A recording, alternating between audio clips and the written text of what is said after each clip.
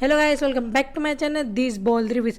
तो One Piece का नया चैप्टर आ चुका है और आज हम इसी वीडियो में उसका एक्सप्लेनेशन करने वाले। चैप्टर 1107 आ चुका है और इसमें जो लूफी का नया अटैक मैंने पिछले वीडियो में स्पॉयलर्स में बताया था, डॉन गैटलिंग, उसका भी मतलब हमको दिखाया गया कि वो अटैक कैसा दिखता है। और वो अटैक कतई सेक्सी और जहर लग रहा था भाई। और जब ये एनिमेट होएगा तब और भी सेक्सी लगेगा। और ये चैप्टर में थोड़े बहुत बड़े रिवील्स किए गए हैं। तो बिना टाइम वेस्ट किए वीडियो को शुरू करते हैं। वीडियो को शुरू करने से पहले मैं तुमको इतना ही बताना चाहता हूँ कि अगर तुम मेरे चैनल पे पहली बार आए हो तो लाइक और सब्सक्राइब ज़रूर करके जाना। तो बिना टाइम वेस्ट किए तो चलिए शुरू करते हैं इस वीडियो को। तो चैप्टर का नाम है I have been looking for you. और ये चैप्टर में हमें ये भी बताया गया है कि ये चैप्टर का नाम ऐसे क्यों दिया गया। तो कर पेज पे हमें लॉ और बेपो देखने को मिले। लॉ जो कि एक शेर के ऊपर सो रहा है और पीछे जो कि हमारा बेपो है वो खड़ा है, जो कि बहुत ही क्यूट लग रहे हैं दोनों। बट वन पीस के जो अभी एपिसोड चल रहे हैं उन लोग को पता है अभी लॉ और ब्लैक बियर्ड का फाइट हो रहा है। बट जिन्होंने मांगा रीड करके रखी है उनको पता है भाई क्या होने वाला है। भाई ब्लैक बियर्ड जीतेगा या लॉ जीतेगा, एपिसोड्स आने पर ही पता चलेगा। मैंने मांगा पढ़ के रखी है, तुम लोगों को मैं स्पॉइलर नहीं देना चाहता कि ये फाइट का नतीजा क्या होने वाला है। तो चैप्टर 1107 शुरू करते। तो चैप्टर 1107 के स्टार्ट होते हमको डोरी और ब्रॉगी दिखाए जाते कि वो एक पायरेट क्रू के मेंबर थे।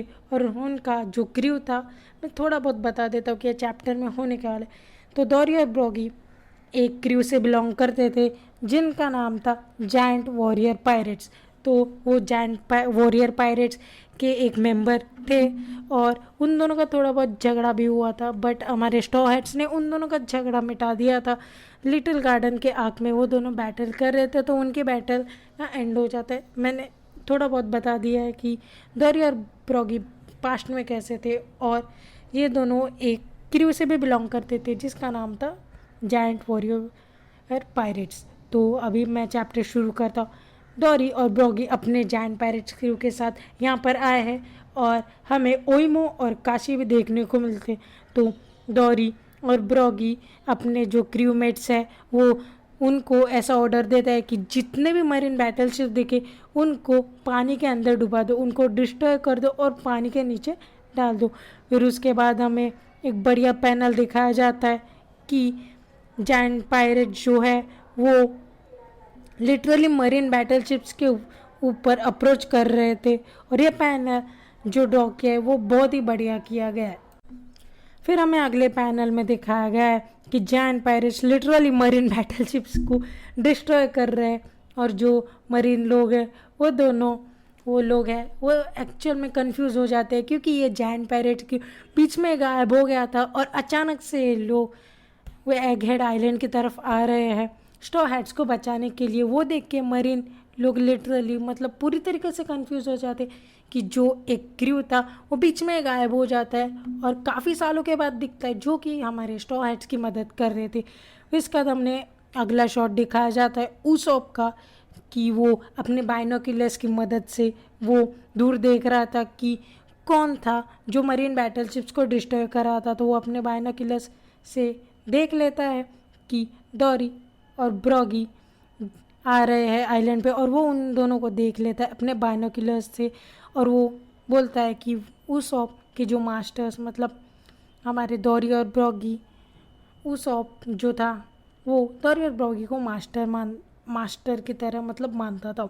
तो वो यही बोल रहा है कि माय मास्टर्स हैव अराइव्ड। तो फिर इसके बाद हमें दिखाया गया है कि नामी, एटलास, चॉपर और उसब लिटरली वहाँ पर बैठ के उन दोनों की बातें कर रहे हैं कि कैसे उन लोगों ने मदद की थी उन दोनों की, डोरी और ब्रॉगी की। उनका जो झगड़ा था वो रिसॉल्व करने में वो स्ट्रॉ हैट पायरेट्स का बड़ा हाथ था। तो उन दोनों की झगड़ा होने के बाद वो लिटिल गार्डन आग के बाद स्ट्रॉ हैट्स वहाँ से निकल जाते उनका झगड़ा रिसॉल्व करने के बाद। तो लिटिल गार्डन आग के बाद ये लोग सीधा हमें एगेड आग पे दिख रहे हैं। फिर हमें अगला पैनल दिखाया गया है कि जहाँ पर उसॉप बोल रहा है कि जो हमारे एल्बाफ है, एल्बाफ के दोस्त डोरी और ब्रॉगी जो जायंट्स थे वो उन लोगों की मदद करने आए हैं न्यूज़ देख के कि एग हेड पे लफड़ा चल रहा था स्ट्रॉ हैट्स क्रू का, और वहाँ पे सेटन और किजारू भी आए थे। तो उन दोनों की न्यूज़ फैल जाने के बाद ये हमारे जायंट पायरेट्स है वो इन लोगों की मतलब स्ट्रॉ हैट क्रू की मदद करने आए। तो हमें अगले पैनल में दिखाया गया है कि उसॉप जो है वो ब्रुक से बात करता है। ब्रुक ने अपनी आइस की पावर्स यूज़ करके जितने भी क्लाउड्स थे एगहेड आइलैंड पे उनको फ्रीज करके एक टाइप ऑफ स्लाइडिंग सरफेस बना दिया था कि वहाँ से वो लोग निकल सके एगहेड आइलैंड से। तो फिर इसके बाद हमें दिखाया गया कि ब्रुक और उसॉप एक दूसरे से बात कर रहे थे कि वो लोग बोल रहे थे कि हम बहुत ही करीब है तुम्हारे, ठीक है। वो बोल रहा था कि हम अभी तुम्हारे बहुत ही करीब है, तो हम लोग वहाँ पे पहुँचेंगे थोड़ी ही देर। फिर इसके बाद हमें लिली दिखाई गई थी जो ब्रुक क्या बोल रहा वो सबसे थोड़ी बहुत बात कर देती है और हैंग कर देती है। मतलब हमें उसके बाद क्या हुआ वो मांगा में बताया नहीं गया है। फिर इसके बाद हमें जिम्बे दिखता है जो कि उड़ के जा रहा है जोरो और लुच्ची की तरफ, ठीक है। जोरो और लुच्ची अभी भी फाइट कर रहे, बट जिम्बे ये बोलता है कि वो दोनों चूती हो, वापस क्यों लड़ रहे हो, अगर उन दोनों को उन लोगों को एस्केप करना है तो जोरो के साथ एस्केप करेंगे। जोरो यहाँ पे फाइट में लगा पड़ा है, देखिए जोरो है स्ट्रांग है, वो लुच्ची को मार देगा, लिटरली वो लुच्ची को ना काट देगा। बट तो भी जिम्बे उसको चूतिया बोल रहा है, क्यों?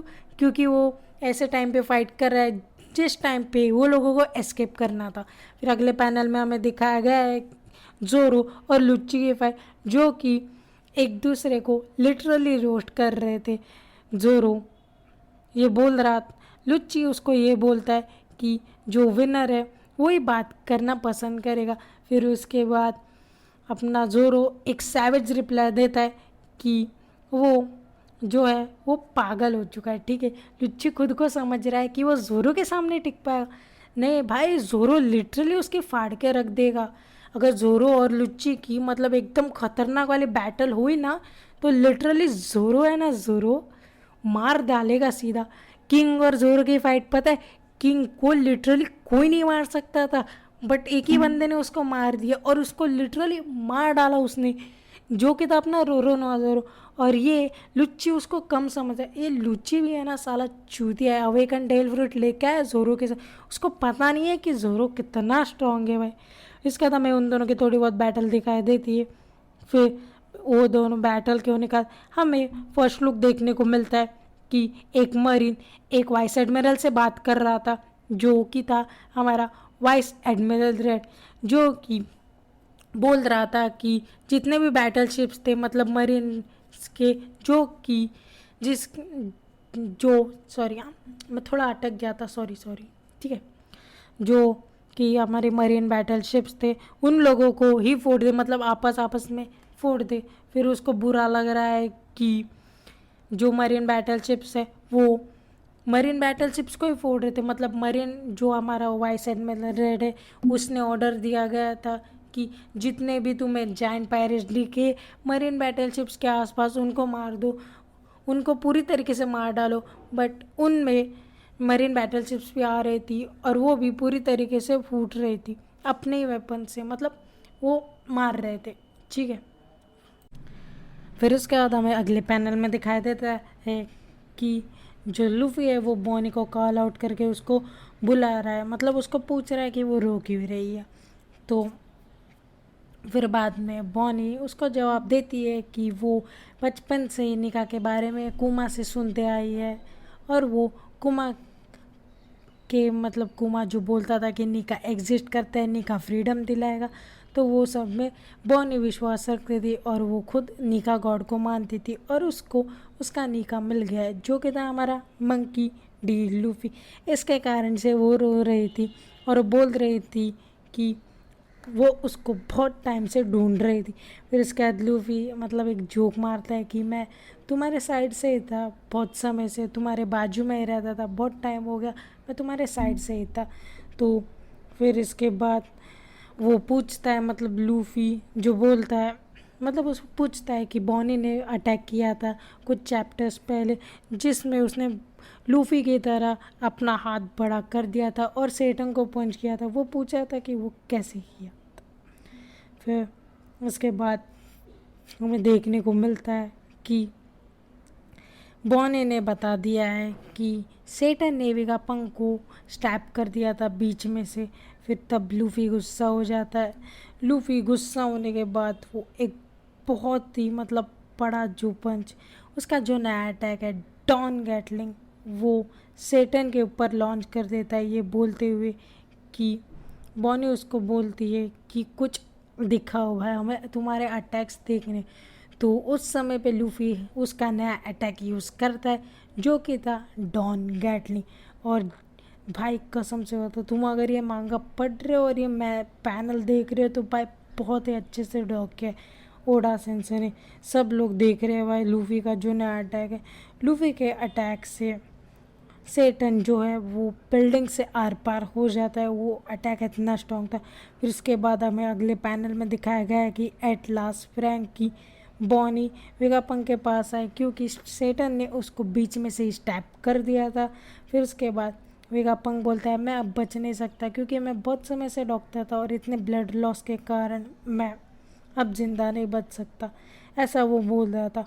फिर उसके बाद हमें दिखाया गया है कि किज़ारू जो कि अपनी लेज़र बीम फायर कर रहा था बॉनी और वेगापंक के ऊपर। जब वो फायरिंग करने जा रहा था, मतलब उसने फायर किया था, तब सांजी बीच में से आके वो लेज़र को अपने लेग से लिटरली वो उसको किक कर देता है। सांजी ने हवा में आके उसके जो लेज़र था वो बीच में आके से उसने अपने अटैक से वो लेज़र को बीच में भाई रोक दिया था। फिर उसके बाद जो हमको फेस दिखाया गया है फ्रैंकी का, वो लिटरली एनएल की तरह दिख रहा था कि हमें दिखाया गया था कि स्काइपी आइलैंड में एनएल का शॉक्ड फेस था, लिटरली सेम शॉक्ड फेस वो हमारा फ्रैंकी के अंदर देखने को मिलता है। फिर इसके बाद सांजी एक बैडएस लाइन मारता है, light doesn't hold a candle to love. फिर इसके बाद किज़ारू रिप्लाई देता है कि ये अगर ये सब है तो ये फिज़िक्स जो है वो क्या चूतिया है जिसने फिज़िक्स बनाया है। फिर इसके बाद हमें दिखाया गया है कि सांजी उन लोगों को जाने दे रहा होता है, बॉनी, फ्रैंकी, एटलास, और वो वेगापंक को लेके जा रहे थे। वो लोग जा रहे थे नॉर्थ ईस्ट पोर्ट की तरफ। फिर उसके बाद हमें सांजी एक सिगरेट फूंकता हुआ दिखाई देता है किज़ारू के सामने, जो कि उन दोनों की फाइट स्टार्ट होने वाली थी। और अगले जो मांगा पैनल्स है उसमें हमें अगला मांगा पैनल्स का अगले जो चैप्टर्स है उसमें किज़ारू और सांजी की फाइट भी हमें देखने को मिल सकती है।